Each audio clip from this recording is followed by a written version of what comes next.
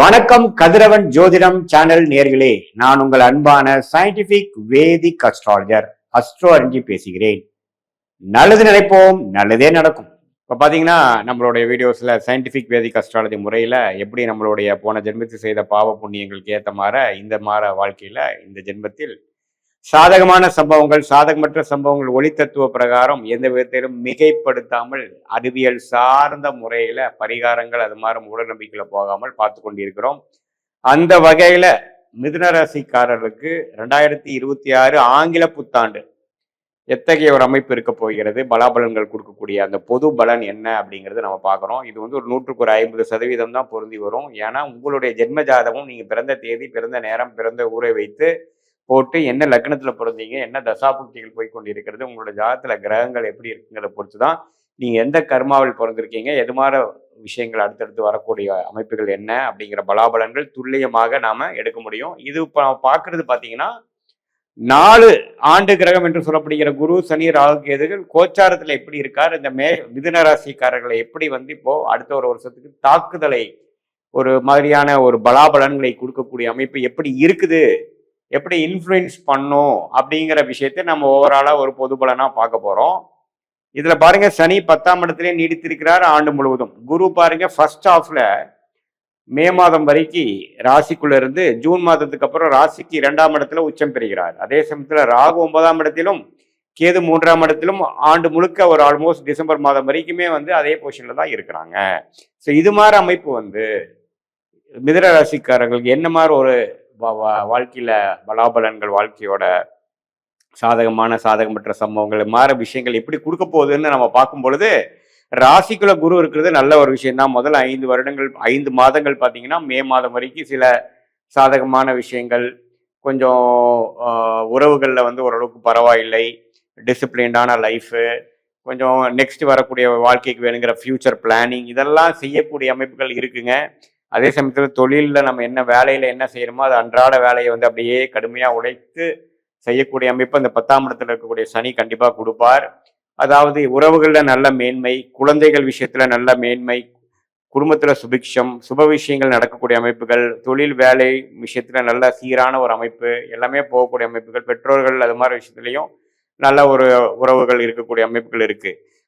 ஆண்டின் second half June மாதம் 2026க்கு அப்புறம் பார்த்தீங்கன்னா குரு 2ஆம் இடத்துல உச்சம் பெற்று 6ஆம் இடம், 8ஆம் இடம், 10ஆம் இடத்தை பார்க்கிறார். அதிலிருந்து என்ன ஆகுது, பண விஷயங்கள் அதிகமாக வரக்கூடிய அமைப்புகள் இருக்கு. பணம் நீங்க வர வேண்டிய பணம், கொடுத்த பணம், முதலீடு செய்தது பெரிய அளவில் குரோ ஆகி அந்த ஒரு சுப முதலீடு செய்ததை காசாக்குறது, விற்று காசாக்குறது, அதை எடுத்து வேற இடத்த இன்வெஸ்ட் பண்றது, ஷேர் மார்க்கெட்ல போட்டது பெரிய அளவுக்கு மேலே வர்றது, ஸ்பெகுலேட்டிவ் கெயின்ஸு, இது மாதிரி வரக்கூடிய பணங்கள், அடுத்தவங்களோட பணம், லோன், அது மூலமா இந்த பணப்புறக்காட்டம் அதிகமாக இருக்கக்கூடிய செகண்ட் ஹாஃப் ஆஃப் 2026 மிதுன ராசிக்காரருக்கு அற்புதமாக வருகிறது. அது மூலமாக சில கடன் பிரச்சனைகளை தீர்த்து கொள்ளலாம். இதுவரைக்கும் நீங்கள் சில வாய்ப்புகளை கடந்த 2 வருஷமாக சில வாய்ப்புகளை இழந்து விட்டேன், கொஞ்சம் கடன் ஆயிடுச்சு, சில விஷயங்கள் கொஞ்சம் சரியா செய்யாமல் நம்ம கொஞ்சம் நஷ்டமாயிருச்சு அப்படிங்கிற மாதிரி விஷயத்தெல்லாம் ஈடுகட்டக்கூடிய ஒரு அமைப்பாக இந்த ஒரு அற்புதமான வாய்ப்பாக யார் கொடுக்கிறார், இந்த மிதுன ராசிக்காரர்களுக்கு கடவுள் 2026 ஜூன் மாதத்திலிருந்து ஒரு அற்புதமான அமைப்பை கொடுக்கிறார்.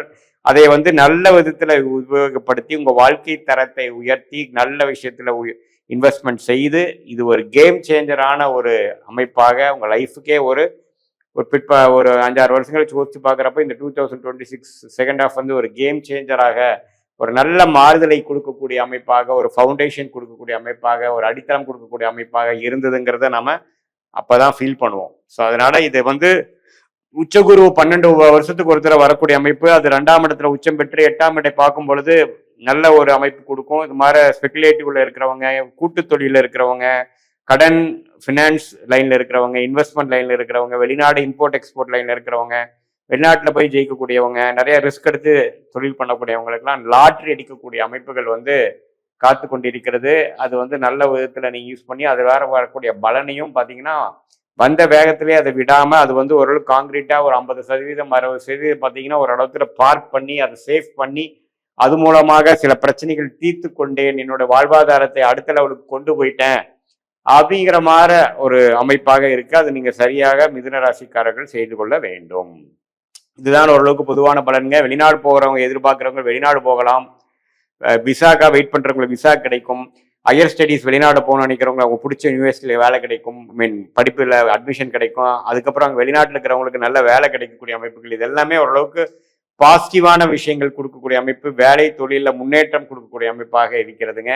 அதே சமயத்தில் இல்லற விஷயங்கள்ல, குடும்ப விஷயங்கள்ல, எல்லா விஷயத்துலையும் ஓரளவுக்கு பாசிட்டிவாக வரக்கூடிய அமைப்புகள். சகோதர விஷயத்தில் வந்து இதுவரைக்கும் கொஞ்சம் நெகட்டிவாக இருந்ததுன்னா ஓரளவுக்கு பாசிட்டிவாக வருது. வர வேண்டிய சொத்துக்கள் வரக்கூடிய அமைப்புகள், இதெல்லாமே வந்து மிதுனராசிக்கு வந்து ஓவராலாக ஓரளவுக்கு நல்ல அமைப்புகளை கொடுக்கக்கூடிய செகண்ட் ஹாஃபாக, முதல் ஹாஃப் ஓரளவுக்கு சைலண்டாக இருந்தாலும் சில பிரச்சனைகள் இல்லாத ஸ்மூத்தாக இருக்கிற அமைப்பாக இருந்து, செகண்ட் ஹாஃப் வந்து நம்ம டைனமிக்காக அதிக வேகமாக சில விஷயங்கள் வந்து நீங்கள் எதிர்பார்க்காததுக்கு மேலே வரக்கூடிய அமைப்புகள் இருக்குது. அதை வந்து தொழில் இருக்கிறவங்க, வேலையில் இருக்கிறவங்க கரெக்டான முறையில் உபயோகப்படுத்திக்கணும் அப்படிங்கிறது தான் என்னோட வேண்டுகோள். இது ஒரு பொதுவான பலனே தவிர, உங்களுடைய ஜென்ம ஜாதகத்தில் நீங்கள் எந்த தேதி, எந்த நேரம், எந்த ஊரில் பிறந்து நம்ம ஜாதகத்தை போட்டு அதில் இருக்கக்கூடிய லக்னம் என்ன, நீங்கள் அந்த லக்னத்துக்கு எது மாதிரி தசாபுக்திகள் போய்கொண்டிருக்கிறது, ராஜயோக தசை போய்கொண்டிருக்கிறதா அல்லது மிகவும் சுமாரான தசை போய்கொண்டிருக்கிறதா, அந்த தசநாதன் கோச்சாரத்தில் எப்படி இருக்கிறார், உங்கள் ஜாதகத்தில் எந்த பாவத்தில் இருக்கிறார், புக்திநாதன் எப்படி இருக்கிறாருங்கிறதெல்லாம் நம்ம சேர்த்து வைத்து பார்க்கும் பொழுது உங்களுடைய அடுத்த வரக்கூடிய 3 மாதங்கள் எப்படி இருக்க போகுது, அடுத்து வரக்கூடிய 6 மாதங்கள் எப்படி இருக்க போகிறது, உங்களுடைய லாங் டேர்ம் எப்படி இருக்குங்க போகிறதெல்லாம் துல்லியமாக எடுத்து என்னென்ன விஷயங்கள் உங்கள் பிராப்தமாக காத்து கொண்டு இருக்கிறது, எந்தெந்த விஷயங்கள் நமக்கு பிராப்தங்கள் இல்லை அப்படிங்கிற விஷயங்கள் தெரிந்து கொண்டுவேயானால் தேவையற்ற சமய விரயங்கள், தேவையற்ற முயற்சிகளை செய்யாமல் நமக்கு என்ன வருமோ அதை மட்டும் நம்ம செஞ்சுட்டு கண்டிப்பாக வந்து வாழ்க்கையில் எதிர்நீச்சல் போடாமல் நமக்கு தேவையான விஷயங்களை, நம்மளுடைய பிராப்தமான விஷயங்களை, நமக்கு லக்கியான துறையில லக்கியான டைம்ல ஃபார்ச்சுனேட்டான விஷயங்களுக்கு தக்க முயற்சிகளை எடுத்து அதுக்கு தகுந்த மாதிரி திட்டங்களை தீட்டி நம்ம செயல்பட்டோம்னா வாழ்க்கையில வந்து எளிதில் வெற்றி பெறலாம். இது மூலமாக சயின்டிபிக் வேதிக் அஸ்ட்ராலஜி மூலமாக அனைவரும் பெனிஃபிட் அடைஞ்சு நம்மளுடைய கர்மா என்ன, நமக்கு வந்து எது மாதிரி விஷயங்கள் காத்து கிடக்குது, நாம எது மாதிரி விஷயத்துல டிஸ்ட்ராக்ட் ஆகுறது வந்து நமக்கு அது பிரயோஜனமாக இருக்க போறது இல்லை. எந்த நேரத்தில் எது செய்யலாம், எப்போ வேலை மாறலாம்,